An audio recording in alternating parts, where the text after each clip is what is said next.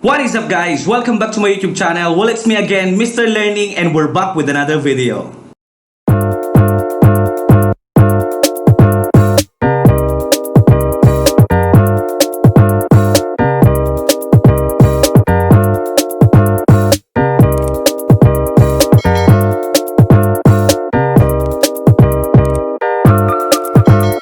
Alright, before we proceed my dear friends, as you can see, we already have here a topic. Alright, the difference between SSD and HDD. Alright, SSD solid state drive and hard disk drive. Before anything else, if it's your first time to visit my channel, don't forget to like, share, comment, and subscribe. Be part of the family and hit the notification bell for you to get updated with my latest uploads. I am uploading video tutorials about computers and different subject areas. Alright, so without further ado my dear friends, let's start. Okay, the comparison. Basically, if we are talking about SSD and HDD, we are talking about an internal drive, alright? We are talking about a storage, okay, in which we store our files, documents, and more, videos, images, and more, alright? First thing that we will discuss, of course, is the advantages and disadvantages of SSDs and HDDs, okay? Hard drives are still around in budget and older systems, but SSDs are now the rule in mainstream systems and high-end laptops like the Apple MacBook Pro. So Apple MacBook Pro always uses SSD, alright, which does not offer a hard drive even as a configurable option. Alright, desktops and cheaper laptops, on the other hand, will continue to offer HDDs, okay, at least for the next few years. That said, both SSDs and hard drives do the same job, okay? They boot your system and store your applications and personal files, but each type of storage has its own unique traits, alright? That's what we're going to discuss today. We're going to know if what's the differences between these two drives, okay? How do they differ? And why would you want to get one over the other?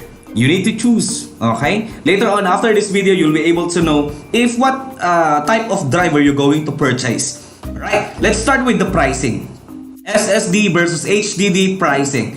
SSDs are more expensive than hard drives in terms of dollar per gigabyte. Alright, a 1 terabyte internal 2.5-inch hard drive costs cheapest SSDs of the same capacity and form factor start at around $100 US.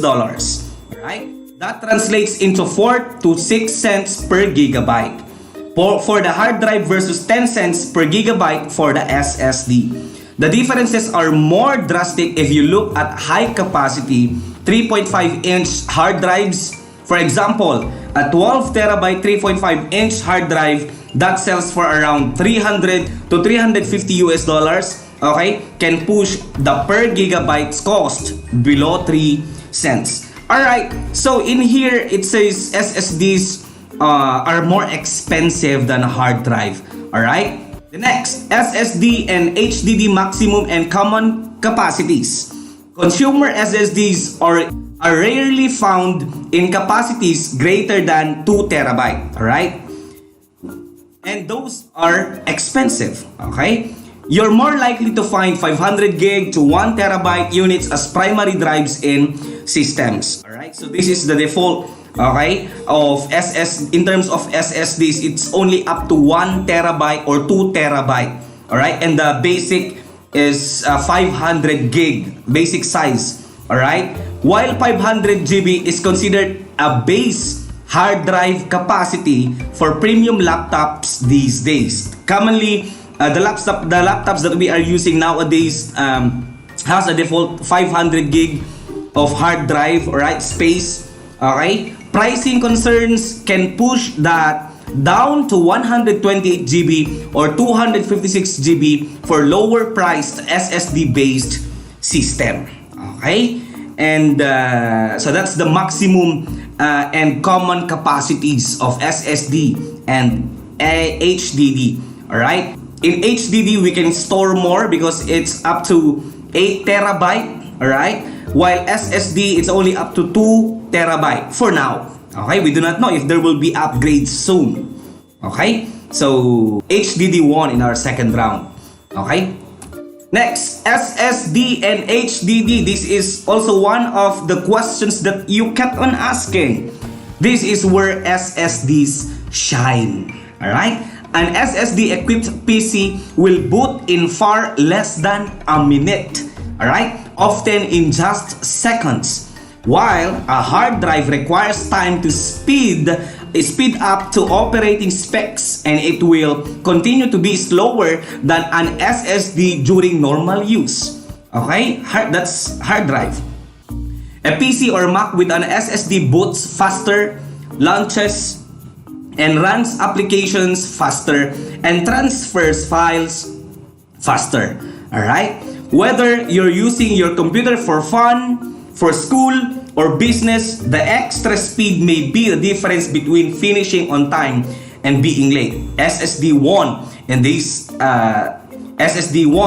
statement, right? In terms of speed, in terms of processing, SSD is the winner. Okay? So now, I believe you're already getting clues if what type of drive are you going to purchase. Okay? SSD versus HDD reliability and durability. Okay? Durability is also one of the most important things that we need to consider. Okay? An SSD has no moving parts.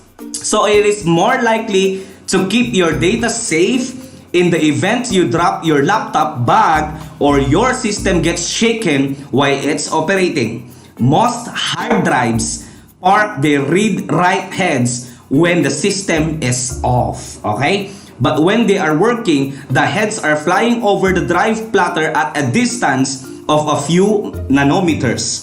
Besides, even parking brakes have limits. If you are rough on your equipment, an SSD is recommended. So recommended won again in this statement, right? In terms of reliability and durability.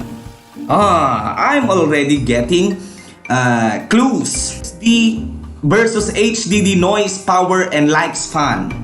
Even the quickest hard drive will emit a bit of noise when it is in use. Alright? The drive platters spin and the read arm ticks back and forth. Faster hard drives will tend to make more noise than those that are slower. SSDs make no noise at all. Okay? And they're non-mechanical. Plus, an SSD doesn't have to expend electricity spinning up a platter from a stand fill.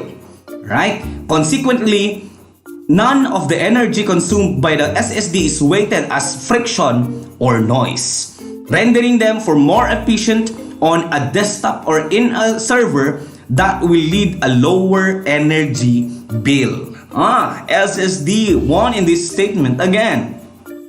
On a laptop or tablet, you'll be able to take out more minutes or hours of battery life. Right?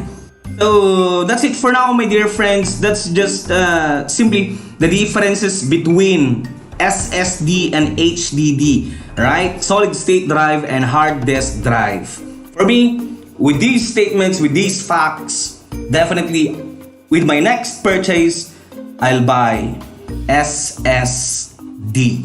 SSD is faster than HDD. Thank you so much for watching. Hope you've learned something and see you again next time.